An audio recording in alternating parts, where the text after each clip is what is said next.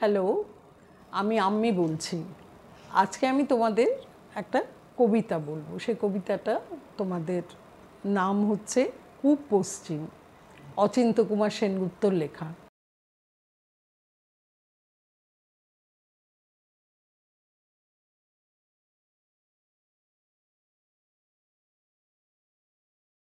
প্রথমে আমি কবিতাটা তোমাদের বলে নেব, তারপরে আমি কবিতাটা পুরো প্যারাওয়াইজ তোমাদের এক্সপ্লেন করে দেব। তাহলে শুরু করছি কবিতাটা। পূব পশ্চিম, কবি অচিন্ত্য কুমার সেনগুপ্ত।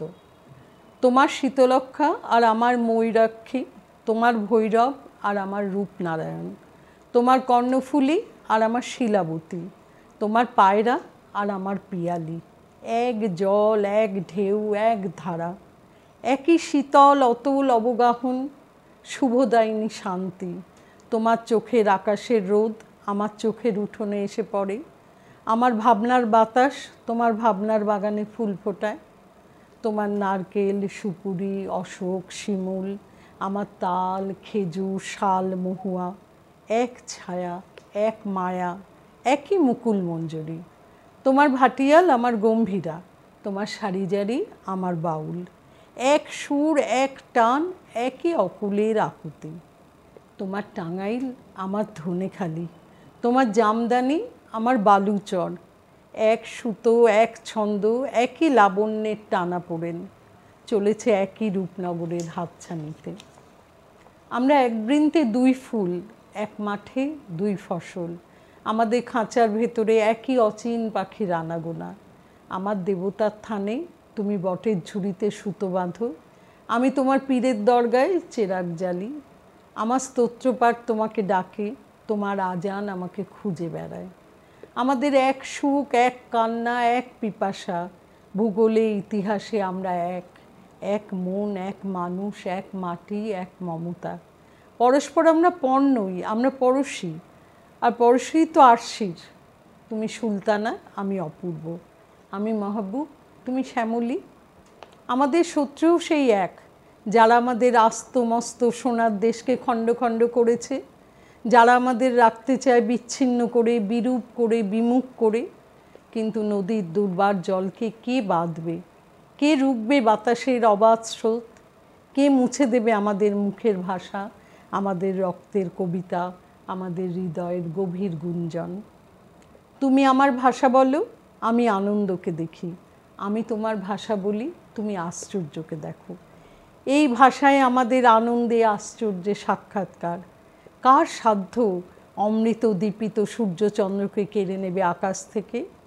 আমাদের এক রবীন্দ্রনাথ এক নজরুল, আমরা ভাষায় এক ভালোবাসায় এক মানবতায় এক, বিনা সুতোয় রাখি বন্ধনের কারিগর। আমরাই একে অন্যের হৃদয়ের অনুবাদ, মর্মের মধুকর মঙ্গলের দূত, আমরাই চিরন্তন কুশল সাধক। এটা হলো পুরো কবিতাটা।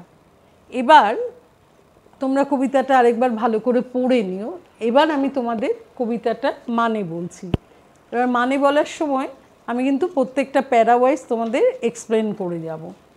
প্রথমে বলি, এই কবিতাটা পূব পশ্চিম কবিতাটা কবি অচিন্ত্য কুমার সেনগুপ্তের লেখা। কবি অচিন্ত্য কুমার সেনগুপ্তের জন্ম ওপার বাংলার নোয়াখালী, মানে বাংলাদেশের নোয়াখালীতে 1903 সালে।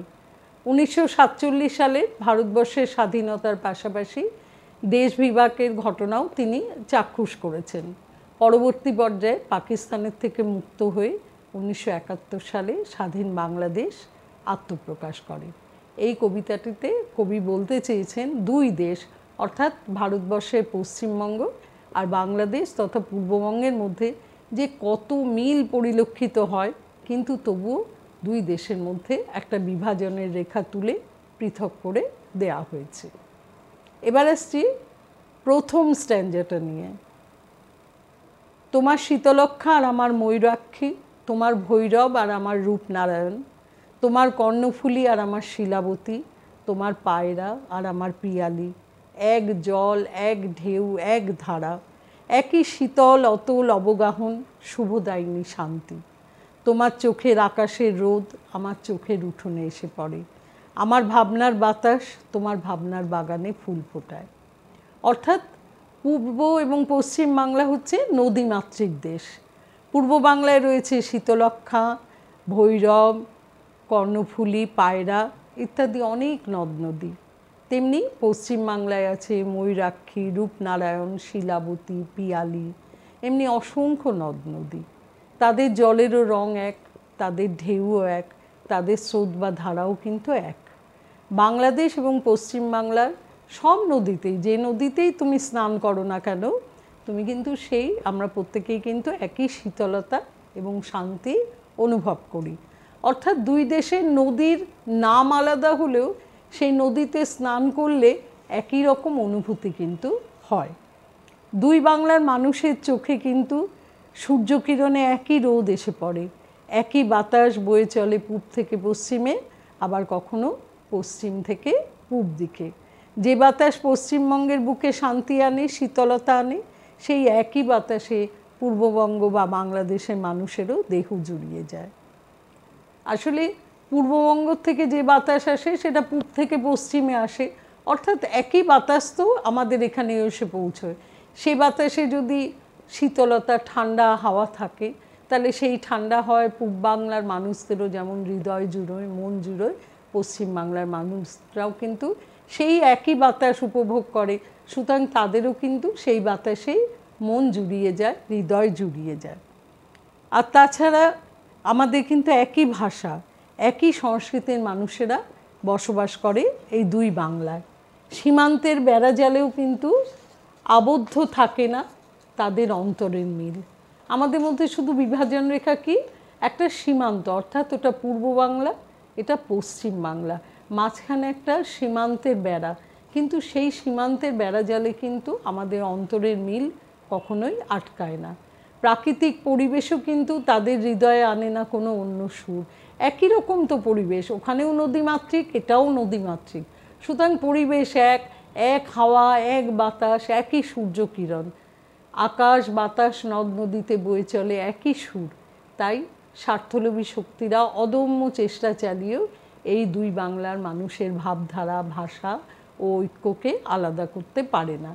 যেহেতু আমাদের সব কিছুই এক, শুধুমাত্র সীমান্তের একটা বেড়া টেনে কিন্তু আমাদের মনটাকে আলাদা করা যায় না। যদিও দুটো বাংলা কিন্তু আলাদা, তাদের ভৌগোলিক সীমারেখা দিয়ে তারা আলাদা। ঠিক আছে, এবার আসছি পরের স্ট্যান্ডায়।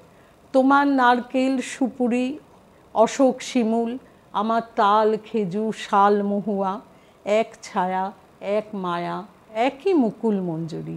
তোমার ভাটিয়াল, আমার গম্ভীরা, তোমার সারি জারি, আমার বাউল, এক সুর, এক টান, একই অকুলের আকুতি। তোমার টাঙ্গাইল, আমার ধনেখালি, তোমার জামদানি, আমার বালুচর, এক সুতো, এক ছন্দ, একই লাবণ্যের টানাপোড়েন, চলেছে একই রূপনগরের হাতছানিতে। পূর্ব বাংলা বা বাংলাদেশ আর পশ্চিমবঙ্গের প্রাকৃতিক পরিবেশ এক হওয়াতে তাদের কি হয়, ফুল ফল সবেতেই অনেক সাদৃশ্য থাকে। বাংলাদেশে বেশি পাওয়া যায় কি, নারকেল, সুপুরি, অশোক, শিমুল গাছ, এগুলো বেশি দেখা যায়। আর পশ্চিমবঙ্গে তেমনি আছে তাল, খেজুর, শাল, মহুয়া ইত্যাদি গাছ।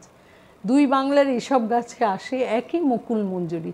এই বাংলাতেও কিন্তু নারকেল, সুপুরি, অশোক, শিমুল আছে, আবার ওই বাংলায়ও কিন্তু তাল, খেজুর, শাল, মহুয়া আছে। সুতরাং এই বাংলায় যখন তাল, খেজুর, শাল, মহুয়ার মুকুল আসে, মঞ্জুরি আসে, যখন তার থেকে ফল তৈরি হয়, তখন কিন্তু ওই বাংলাতেও ঠিক একইভাবে সেই মুকুল আসে, সেই মঞ্জুরি আসে এবং তার থেকে ফল তৈরি হয়। একই ছায়া দেয় তারা। যেহেতু একটু বেশি নদী দিয়ে বেষ্টিত বাংলাদেশ, তাই পূর্ব বাংলার নদীতে চলে অসংখ্য নৌকো।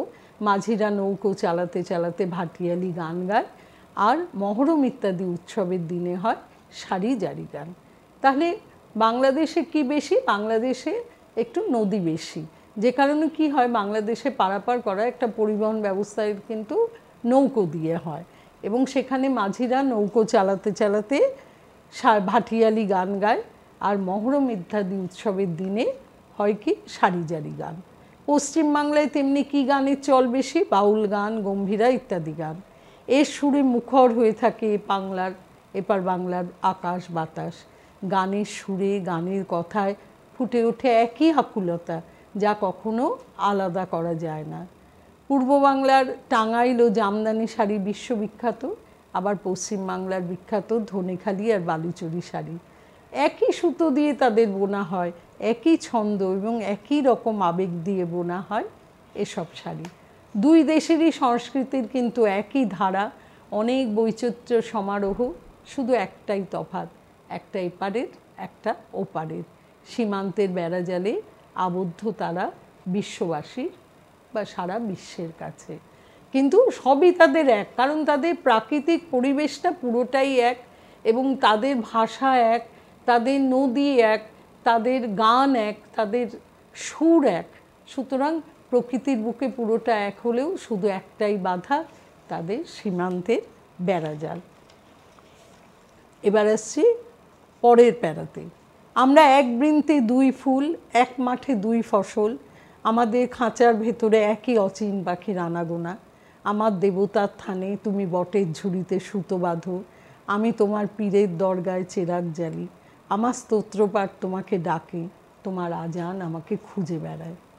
কবি এখানে নজরুলের ভাষায় যদি বলি, উনি বলেছেন আমরা একই বৃন্তে দুইটি কুসুম, হিন্দু মুসলমান। দুটি ফুল হলো পূর্ব ও পশ্চিম বাংলার মানুষেরা, যারা কেউ হিন্দু ধর্মাবলম্বী আবার কেউ বা মুসলমান ধর্মাবলম্বী। মনের ভিতরে কিন্তু তাদের একই অচিন পাখির আনাগোনা, অর্থাৎ একই ভাবধারা ও সংস্কৃতির ধারক এবং বাহক এই দুই বাংলার মানুষজন। দুই বাংলার মানুষ বিশ্বাস করে যে দেবতার থানে মানে মন্দিরের কাছে বটগাছের যে ঝুড়ি, তাতে সুতো বাঁধলে তাদের মনস্কামনা পূর্ণ হয়। আবার কিছু মানুষের বিশ্বাস পীরের দরগায় যদি প্রদীপ জ্বালানো যায় তাতে নাকি মনোবাঞ্ছা পূর্ণ হয়। এই দুই জায়গায় কিন্তু হিন্দু মুসলমান নির্বিশেষে সুতো বাঁধে আর প্রদীপ জ্বালে। ধর্মে অভিন্ন হলেও বিশ্বাসে কিন্তু তারা এক। এছাড়াও মন্দিরে স্তোত্রপাঠ কিন্তু উদাত্ত আহ্বান জানায় সকলকে, তেমনি আজানের সুরেও আহ্বান ধ্বনিত হয় মসজিদে মসজিদে মসজিদে ঈশ্বরের প্রার্থনা। অর্থাৎ প্রার্থনার স্থানটা আলাদা হলেও মন্দির মসজিদ থেকে যে স্তোত্র বা আজান যেটা দেয়া হয় সবই কিন্তু ঈশ্বরকে ডাকার জন্যে বলা হয়।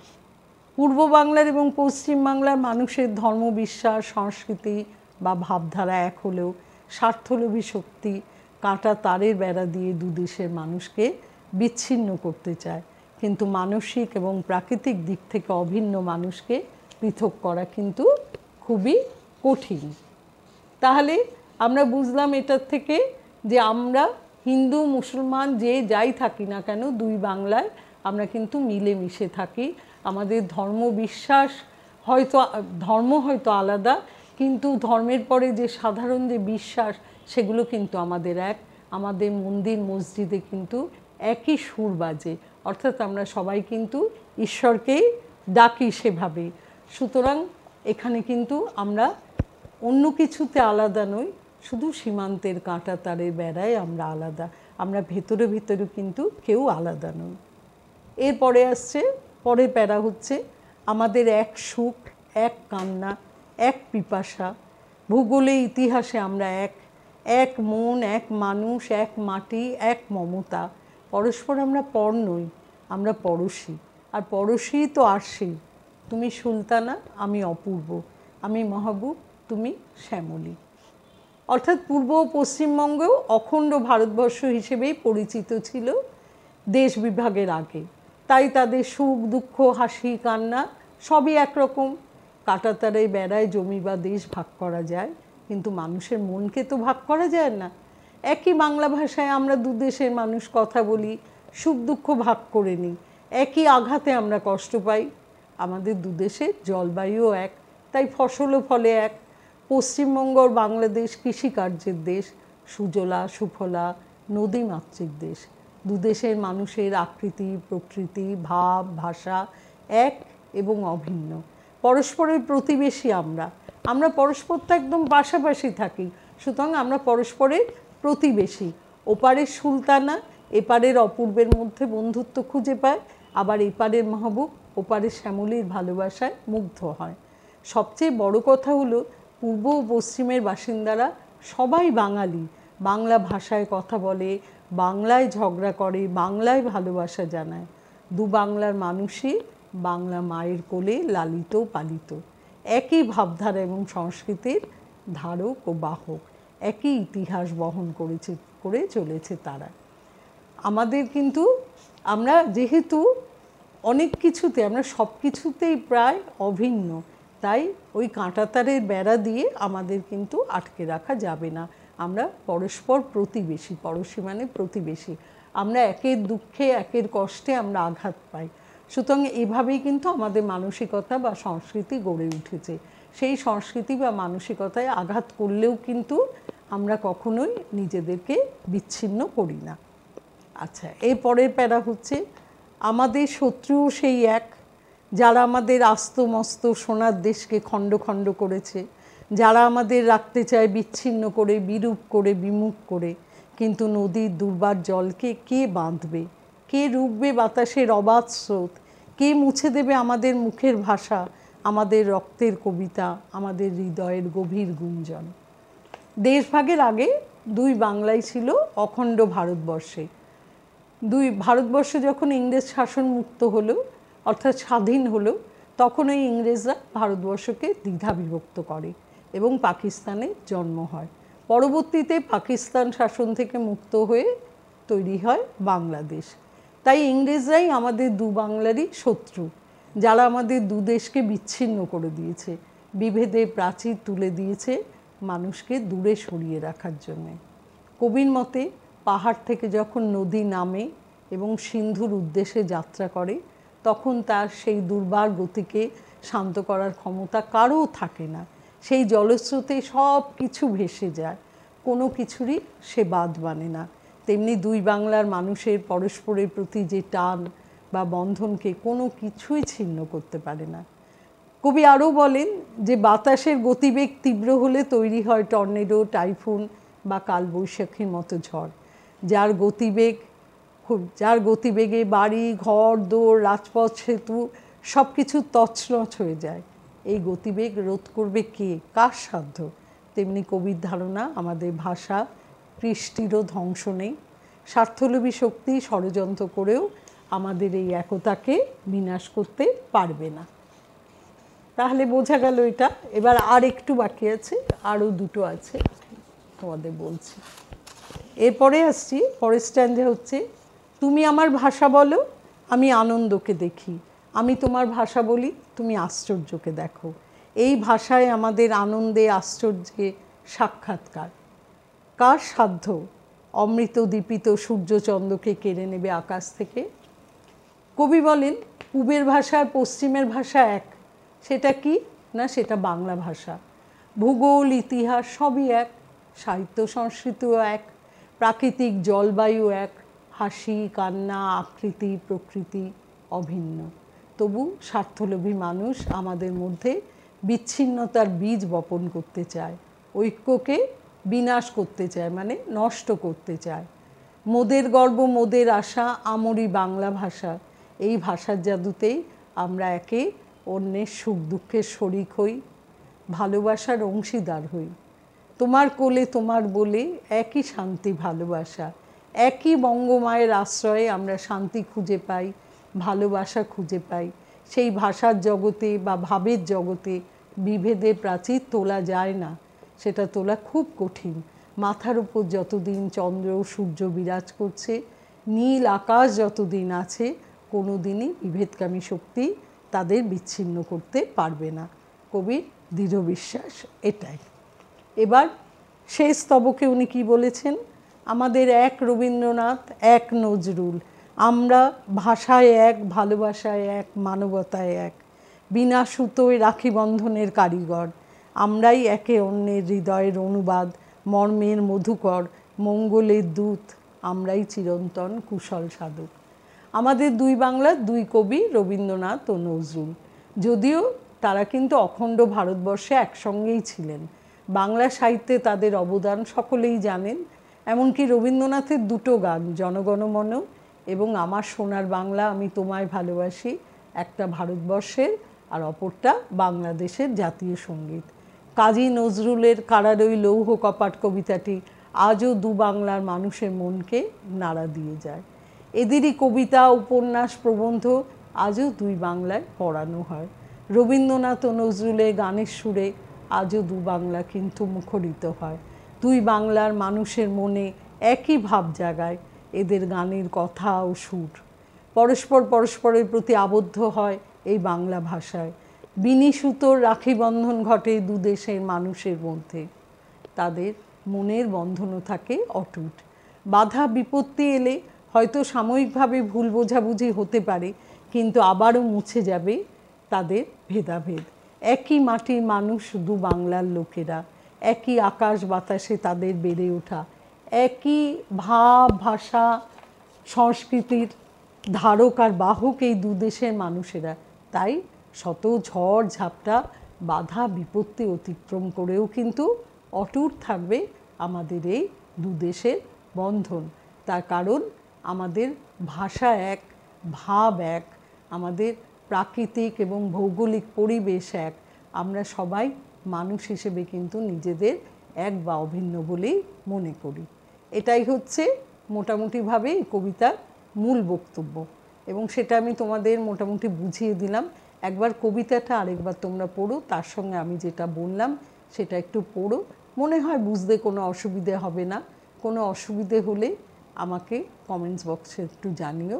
আর যদি তোমাদের ভিডিওটা ভালো লেগে থাকে তাহলে লাইক, শেয়ার এবং সাবস্ক্রাইব করো। আজকে তাহলে এই পর্যন্ত। ভালো থেকো তোমরা।